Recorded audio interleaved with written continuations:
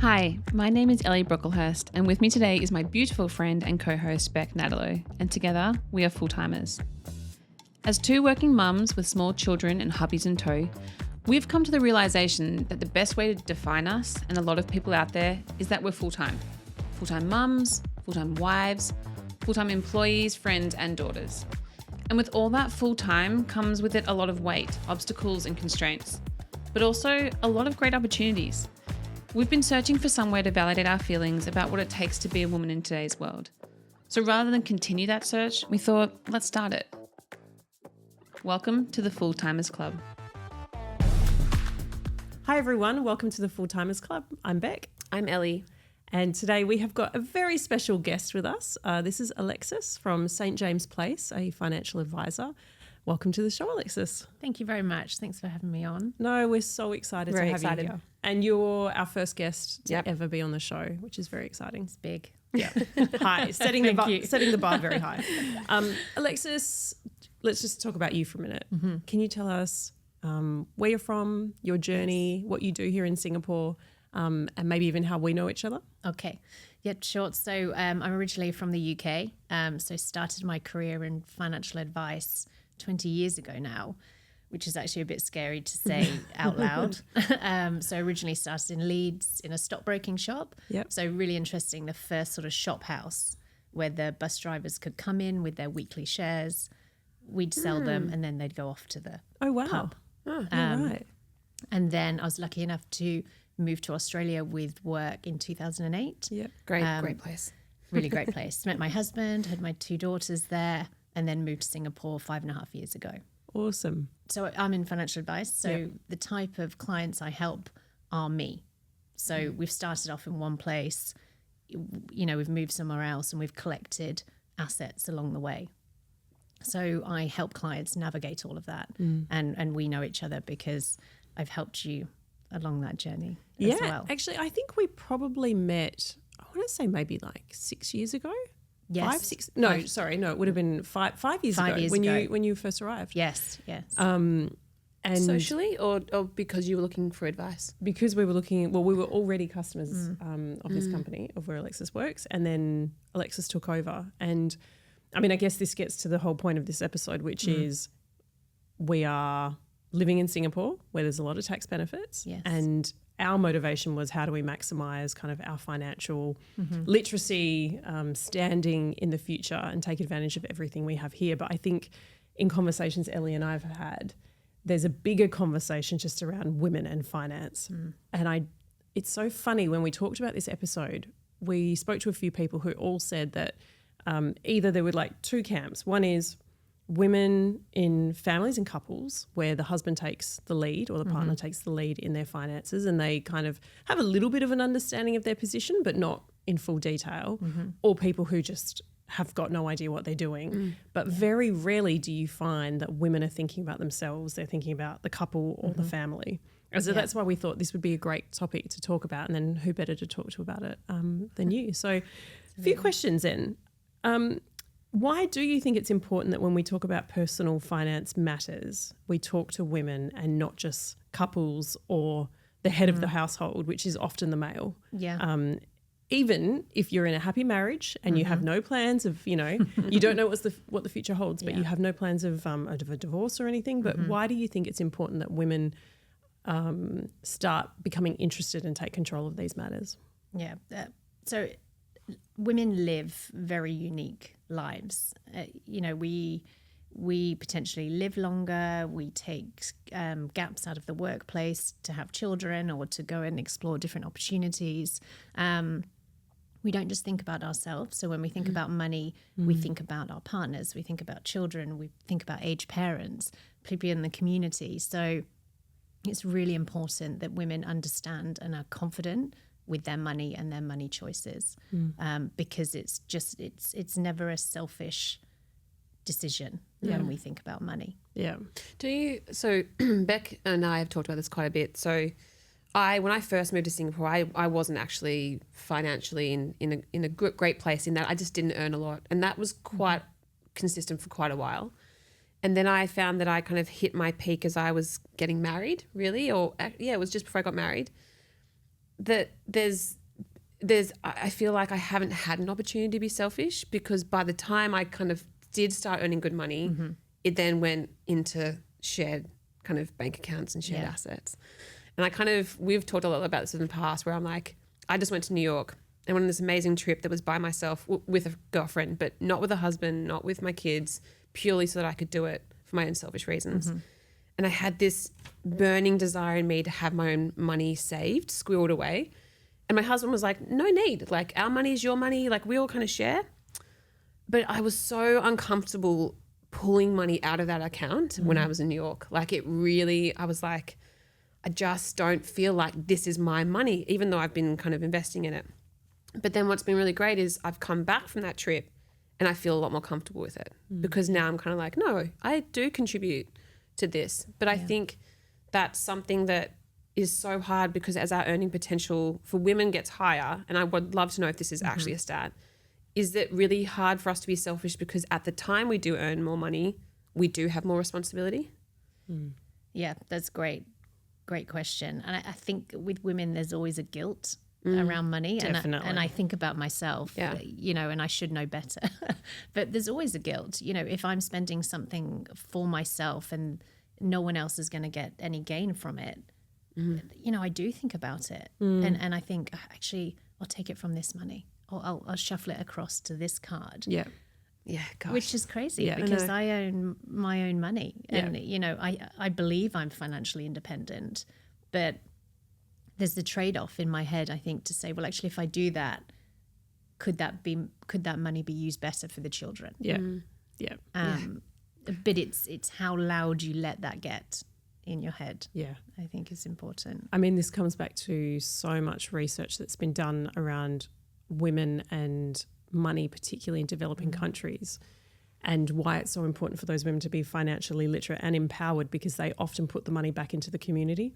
Absolutely. And they will put it into their family, which means education, and they are more selfless than selfish when it comes to money matters, and it benefits the entire community. What's your perspective on shared bank accounts versus individual bank accounts?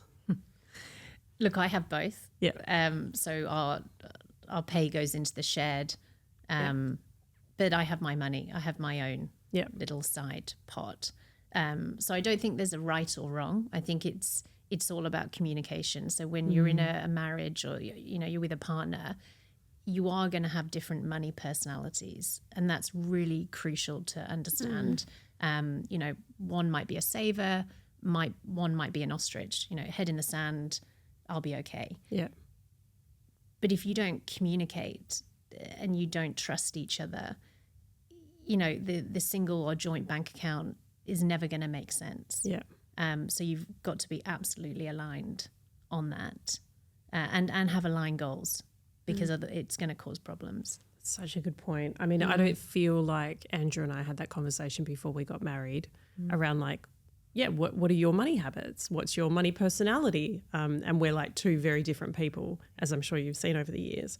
But maybe that's a piece of advice that women should take, is have that conversation with your partner early on around what are your goals, what are our goals, and what is your money personality. Yes. We've just had that conversation because we bought a property in Sydney, and so obviously very mortgaged, and because I got made redundant about 6 months after we bought that, it was like we had to have that conversation, because then it was like, right, well, if I don't get a job financially, how are we going to survive?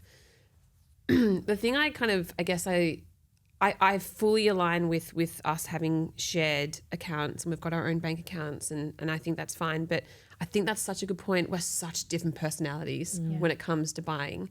And I think he inherently he's an amazing saver, and I fully appreciate how much he's been like that. But he's not a great spender unless it's things for himself. And that's not like I'm not saying that selfishly. I'm just mean like he'll go play golf, or he'll go on trips with the boys, and totally fine, and he's well within his right to do that. But I think that's the thing, is I am a spender, but most of the time it is for everybody else. And so it's a hard balancing act, because he's like, you spend so much. I'm like, yes, but it's on the dog or on the two kids or like it's It's been I think our biggest challenges have been money issues. Not money issues, but just money conversations. They're so uncomfortable. I find them really challenging, and I'm guessing that would that be one of the hardest things you find is how to have. Do you sometimes feel like you play a bit of like a psychologist or like Absolutely. mediator between people? Yeah, and to that first question that you asked, what do you do? If I just say financial advisor, it doesn't do it justice because it's so broad. Yeah. It's a financial coach, it's a counselor, it's all of your inner fears and worries. It's on the table. Yeah. And women are very good at sort of tabling those conversations because typically there are 3 a.m. wake up call. Men can be a bit more reserved. So to actually get both parties in the room and get to a state where actually we can be vulnerable and, it's trusted is the hardest step in that journey. So the role is huge. Yeah. Yeah. I love that. I never thought of it like that before. Financial mediator Yeah. or therapist. Yeah.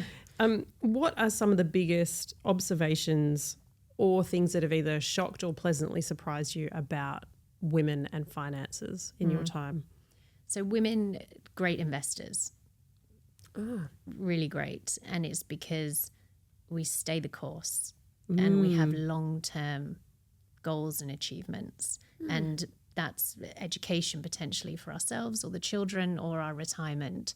And once we take that leap of faith to say, actually, we need to do something, we don't waver from that. So everything that we're hearing in the market, doom and gloom, it's okay because I've got that trusted relationship with the advisor and I'm going to stay the course. Yeah. Men, on the other hand, it can be a little bit volatile. And potentially you're going to miss the best days in the market for making emotional decisions. So that's been really interesting. Another huge one is women, when we talk about money with our friends, female colleagues, peers, great things happen. Oh, interesting. Really great things. And that's one thing I'd love women to do more. Share in your circle. Ask if you're, friends with someone that you perceive to be really successful, ask them because no one is going to be nervous to share that with you. And when we start having more of those conversations, great things happen within the community. And that's what I've seen the last couple of years, more of that open conversation. Can I ask, and I'm saying this because I think I think this to be the case, but do you find people in Singapore are more open to discuss money than people were in Australia? Yes. Yeah. Absolutely. I was literally thinking the same thing. Yeah.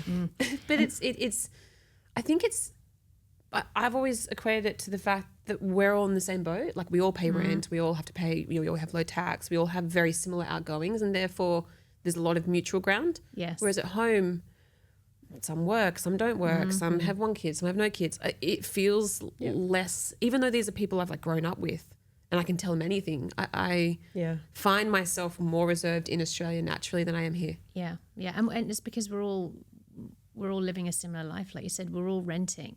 And I don't think there's anyone within the group that says, Don't ask me that. Yeah.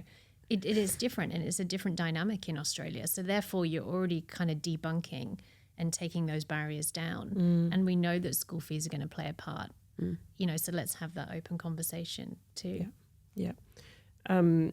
What are some of the things that you think women should think about at the different stages of their life? Like if you could distill it down to when you're single and probably not at your highest earning potential. And then this is following a very traditional linear path. And I recognize that not all people do. But all you have to do is think about yourself versus going into perhaps a couple where you now have a joint financial responsibility and you might be increasing your earning potential through to probably where we all are now, which is families, but probably hitting the peak of our financial potential. Like what are the things that you think we should be thinking about? Definitely number one is your emergency fund. And just know that slush fund of money is going to save you or, propel you whatever happens And in in life. liquid, like Liquid, sit there, liquid cash. yeah. It's typically kind of 6 months worth of your expenditure. Again, it depends whether you're risk averse. You know, some clients like to have 12, but have that pot of money that if you just wake up one day and you go, do you know what? I've had enough. That's going to save you. Or life happens, you know, you're going to get divorced, you've lost your job. Yeah. It's kind of okay because I've got that money. Yeah. So that's really number one. Yeah. And a big part of that is understanding the incoming and outgoings of your household and just really getting a handle on that. And, you know, when was the last time that you sat down and actually had a little financial chat with yourself? You know, what's happening? You know, how do I feel about that?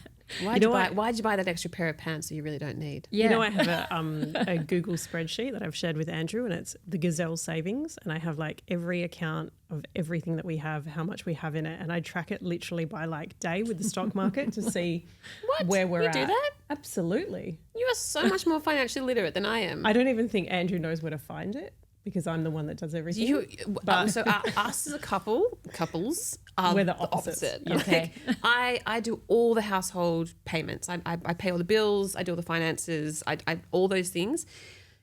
If you even ask me about where our investments are, which I assume are on some app somewhere, couldn't tell you. I don't even understand it. You were talking about your shop stock options with the guys that come in from the pub or whatever. I don't really fully understand what they did. Like, I used to think I was very financially literate, but I worry that if, you know, God forbid anything ever happened to Will, I would have absolutely no idea where anything is. We have, you know, he's told me, he sat me down. He's like, here's how you access it. I think I need to actually like study it, like sit down and physically learn over a period of time what this means, because that's my biggest financial concern is that I just don't know that. Yeah, and a lot of that, getting a handle of the household finances, will naturally give you confidence. Yeah. And then you get involved in those conversations, and you know the conversation turns over the years. Yeah. But one thing I ask clients to do is really envisage the future you. Yeah. You know, and that can be right up until retirement, or actually just in the next 5 years. What do you imagine, and what do you want to be doing, and how do you want to feel about money?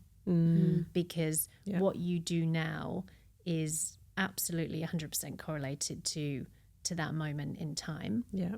And what you're doing now, are you paying your future you? Yeah. Yeah. Okay, so emergency slush fund for when shit hits the fan. And we've both been made redundant in the last 2 years. Yeah. Yes. Maybe, 2 years. Yeah. So we know that that's important. What are the other things at the different life stages that women should think about? Yeah, always be paying your future you. Yeah. As soon as you start work, be thinking, this is for the next 5 years. I'm going to. And do you mean like putting that in a separate pot, or just more going like siphoning it off and just deciding like I'm going to have a smaller amount of money every month because I'm actually investing in what we want in the future? I think it definitely different pots of money, and they're all working differently for you, and they've all got a different goal and different time frame. So if you think about your money coming in, you know, as soon as it comes in, you should already be going, right, 20% here. Yeah. You know, so, and they're all working independently, but they can also talk to each other as well. Yeah. So definitely having that structure. Yeah. You know, and over the time, the emergency fund will get bigger, you know, if kids are on the way, or, you know, you're making different life choices. But it's also understanding that while we're here in Singapore, we are in a very, very fortunate position, but potentially we're not actually getting any retirement savings because we're not eligible. Yep. So what are we doing? Yep. You know, We had that conversation with our, I feel so bad when I say this, like a accountant, like a consultant of some kind, like a tax consultant maybe for Australia or something. Finance person. I feel really bad. I should, my husband's going to kill me when he watches this. One of the things that Will and I had always said was exactly that. We were like, oh, we should just, whenever we move home, we'll just take 10% of our cash and we'll put it into superannuation. And we spoke to this guy and he was like, absolutely not. Like he was like, put that money and put it on your mortgage, because he was like, you'll make that money back. yes. Is that a good attitude to have? Or, I mean, because I feel like I want to know that we are investing in our retirement as much as we're investing in our house, because I feel like I don't want to just invest in the house and then not have the retirement. Yes. Do you have a point of view on that? Yeah, I think you've got to try and do it all. A little bit of this, a little bit of that, and keep it as balanced as possible, and understand when you've got debt, is that debt good debt or bad debt? Can you explain the difference between good debt and bad debt? Yeah, so I guess good debt, tax deductible debt. So it's an investment loan. It's tax deductible. So therefore, it could be working for you. You're accruing what's called tax credits if you're Australian offshore. If it's your owner-occupied property, there are no tax deductions on that.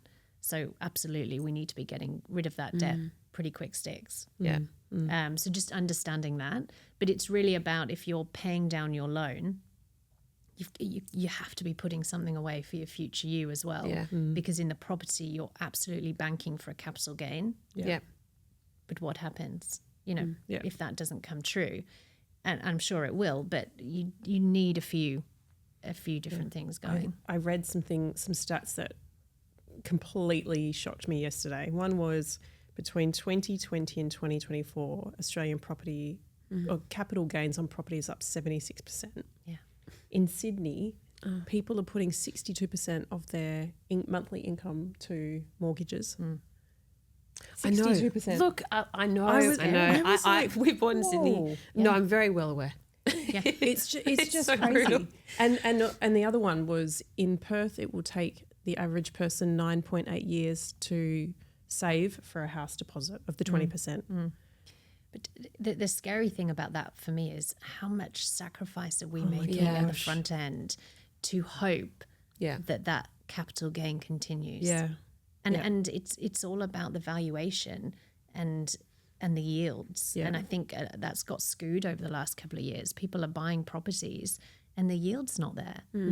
So it's not making you money on the income side, but we're banking on the gain. Yeah. I also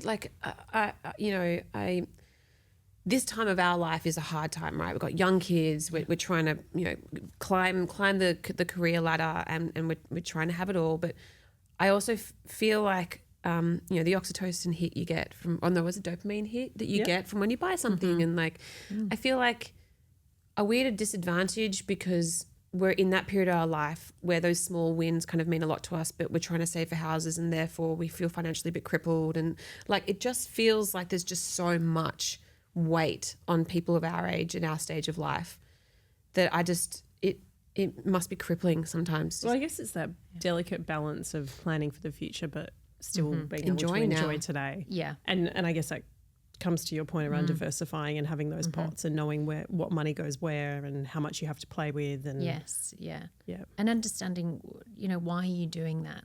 Why are you doing that investment portfolio? What's it for? Why are you doing that property? And it's personal to you. And you've got to be aligned with it, and you've got to be disciplined with it. But if I find that over the last couple of years, and it's generally because of social media, we're seeing all these things on Instagram. We're going, we're getting kind of FOMO. I should have been in the S&P for 10 years. Yeah. But what people don't tell you is, well, actually, there's a period of time where that didn't go that well. Yeah. But we don't talk about it. Yeah. And we get this, it's called recency bias, and that's really important to acknowledge and understand what that is. But everyone has their own different personal financial journey. You've just got to be aware of the risks and the potential rewards of each strategy that you do. Yeah. Can I ask,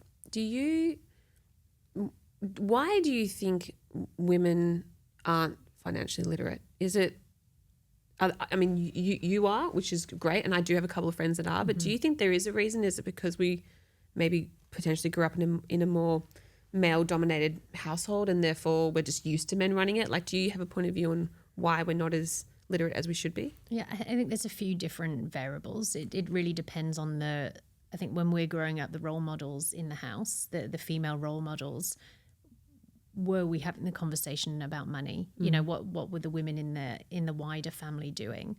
And I think naturally women are savers. We're squirreling away for the worst case scenario. Yeah. And that's in our DNA. But once we've got to that point where we've squirreled away cash, then we're kind of like, I don't know what to do. And you get a bit overwhelmed with everything. And also you don't want to feel like you don't know what you're doing. So maybe you shut down and don't have that conversation. Yeah.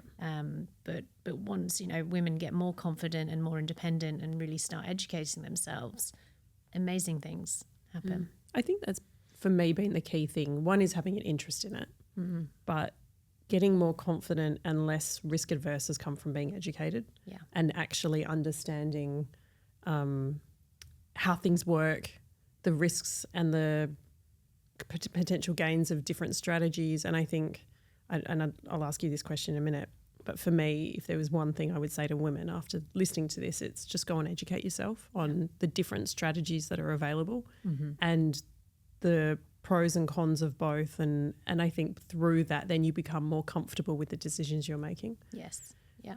What would you say, though, almost like tangible steps or tips for women who might be listening to this going, okay, I'm definitely falling into the boat of not having control or not knowing or only having a little bit of knowledge. What would you say are the key things they can go and do? Definitely educate yourself. There's so many resources available. Your daily podcast, whatever you listen to, make sure it's got an element of finance in because it is interesting. I don't just say it but it is interesting because See, I'm sure. because money makes the world go round. It really does. And every decision, unfortunately or fortunately, we make is driven by money. And whether it restrains us or, pushes us forward to make different decisions, it's there and it is the driver. So definitely educate yourself and really understand how being in control of your finances directly affects your mental health because financial stress is real. Yeah. Financial abuse is real. Yeah. So really understand that. And like I said before, do a financial audit / health check on yourself. We're all doing the health checks physically and mentally, hopefully for ourselves, but have we actually done the financial one? How often do you recommend doing that? Is that like a thing that couples or just individuals should sit down like once a month? Once a month, yeah. Until you get into that rhythm and until you have that strategy set up of pot 1, pot 2, pot 3, and if you're a couple, make it a date night. You have to put that appointment in the diary, especially if you are different money personalities. You are going to have that open conversation. And talk, and like I said before, talk to the women around you because everyone is so willing to help, share experiences, and get a group together. That's fun, and talk about it. And I'd put number 1, seek professional advice. Because if you are away from home and you're here in Singapore, there are different tax jurisdictions that you do need to be aware of. So you need to get your head around that. Yeah. For sure. Yeah. I was just thinking is something I might challenge myself with is like maybe I'll just ask get a little pot of my own money and then go and practice investing because I think that's the thing. I'm not absorbing the information because I'm very much I learn when I do. Yes. That I'm kind of like maybe there's a part of me that's like maybe I'll get better at this if I actually physically take control of some of it to be like not a huge amount. Will would shoot me, but like a little bit just to kind of play on the stock market. Yes, is that the right word? Would that be a good thing to do? Definitely. But you don't necessarily need to go from zero to sort of individual stock holdings because that is potentially high risk and there's a lot of volatility in there. But definitely learn about different ways you can enter the market and again what's in line with your risk tolerance, because one way to get it wrong is to kind of go from zero into an individual stock and it's so volatile and you lose money and you go, right, I'm never going to do that again. Yeah. Like I hate gambling. Yeah. Like I don't even put money in. I just could never, like the pokey things blow my mind that anyone even enters money into it. So I would definitely be risk averse. So I'm thinking like the S&P or like something where it's like tracker, very softly. Yeah. And I think another point is, as women in our household, how are we going to change that narrative for our children? And they learn from us, they learn from the conversations. Children's money habits or the perception of money is formed by age 7. Wow. Do you think there's a problem now that physical money doesn't, like, because my son the other day I was like, oh, we should like, I bought him a cash machine and all of a sudden there were like coins like in it. Yeah. And he was like, what's this? I was like, oh my God, are you serious? He's like, where do I pay wave? And he did. And so there was like, you know, the slot thing. And I did the card and he's like, Mommy, that's not how you do it. And like did that. Yeah. And I was like, crap, this kid's not going to learn. So true. He's going to learn things that just come from, Yeah. and I worry. So is that It's a huge problem. It's Yeah. that, you know, tap and go, and you know, you've got kids going on the bus with their card, and it pays for all this other stuff. You know, I have it with my daughters. You know, they get their lunch card and off they go. You know, shouting everyone ice cream. Yeah, yeah. And it's a real problem. And the bigger problem is schools aren't teaching financial education. Yeah. So That's it's so true. up to us So to teach true. it. But it's another thing that we need to find time to do. How do you do that? Is it like starting with pocket money and giving them responsibilities and empowering them? Yeah, pocket money, nice little stories about, Yeah. you know, winter animals that collect. Oh, interesting. Okay. Yeah, make it fun and animated. Alexis, you need to write a children's book for parents to read to their children about money habits. There you Seriously, go. there you go. Yeah, I also did you have this in? You would have had this in Perth, but the Commonwealth Bank. Dolomites? Is that what they were? No, like the little checkbook. Yeah, Dolomites. Oh, is that what they were called? Yeah. And they used to come to our school and they would make us, not make us, but you had to get parent permission to sign up, Yes. and then every week you were incentivized to kind of drop that money into the thing. It was Like- fantastic. I cannot understand why no bank is doing that these days. I had that account and probably until we got married, and then I was like, why do I have a Dolomites account? But I do. I mean, so my dad used to be the CEO of the Mint in Australia, which is coins. Yes. And so we used to always have this kind of, you know, he used to always be like, you know, how are we going to deal with the fact that no one uses money? And so he's kept money for all our kids. So all grandkids, he's got like little things saved for them. And, you know, he's always ironically never like used coins, was there everywhere in the house. But I was thinking the other day, I was like, I want to start getting Johnny, like if we're going to go to the shops to go buy something, I actually think I want to start giving him physical cash because as you said, these kids are going to grow up with like everything's free. Yeah. And you're not going to learn So financial true. responsibility. And, you know, we've talked about this before about the education system around women and fertility and all those things. I know for a fact at school, I never, ever, ever learnt about anything to do with life and finances. Yeah. And it's so true. Like you would think, well, I vividly remember like having cash and being like, oh, I can't afford that because I Yeah. don't have enough cash. So you're forced to budget. Whereas now it's just like, tap, And good for tap, mathematics, right? Like, it's even good Exactly. for life skills to learn how to calculate on the go. tap. Yeah. Yeah. One thing actually that we got for Roman's christening was some people bought him gold Okay. Yeah. that then we've just put in the safe. Yeah, and Perfect. I often think, as you know, coming up to Christmas time, everyone's like, "What does Roman need? What do you need?" I'm like, he doesn't need anything. Yeah. But I keep thinking, is there something where other than just putting into a bank account, but you could buy like, buy gold for it and put it away, or a fractional share, or something that you know. So Will's parents have done that a great for idea. all the grandkids. I think it's $10 a week or $20 a week. No, I think it's 10. I think it's like, so not obviously a huge amazing. amount from the day they're born. And they were like, well, then that way we feel like when they're 18, they can buy their first car. Yeah. And I was like, isn't that just, really that's good such idea. a good idea. Yeah, and little and often makes a huge difference when you have time on your side. Little and often. Yeah, I like little that. and often. And whatever your role is in the household, whether you're, you know, the earner, you've got responsibilities of looking after the house and the children, you know, you can still have your own financial independence. And it's about little and often, you know, putting something to the side and, you know, playing with it, like you said, exploring what you could do with that money. And naturally you feel more empowered, you know, as the years go on. Yeah. That's a brilliant thing to put on, I don't know, a card or something, little and often, as just a reminder of what we should be doing for our kids. That kind of applies to everything. I was just thinking, Yeah, like, yeah. Yes, that's yeah. such nice, like, words of affirmation. Just not just little ones, but just often. Yeah. Like, I mean, just I guess the whole positive thing of, reinforcement. Like, it's Yeah. such a good. That's such a good little line. Yeah. the whole thing of atomic habits is little and often. Yes. Like you start small and you build incrementally rather than trying to do one big thing at once. Yeah. Yeah. This has been so amazing. I'm going to ask one last question, and you can have a think of any others. Yeah. So we've done 2 episodes now around redundancy because we've both been through it, and we know in Singapore in the last 2 years, 3 years, it's obviously been a massive thing for a lot of expats who are going from significant salaries to zero and potentially worrying about visas, families, schooling, which is ridiculously priced here. Have you got any advice for people who are going through or have been made redundant and how they can manage their finances in this incredibly uncertain and emotional time? Yeah.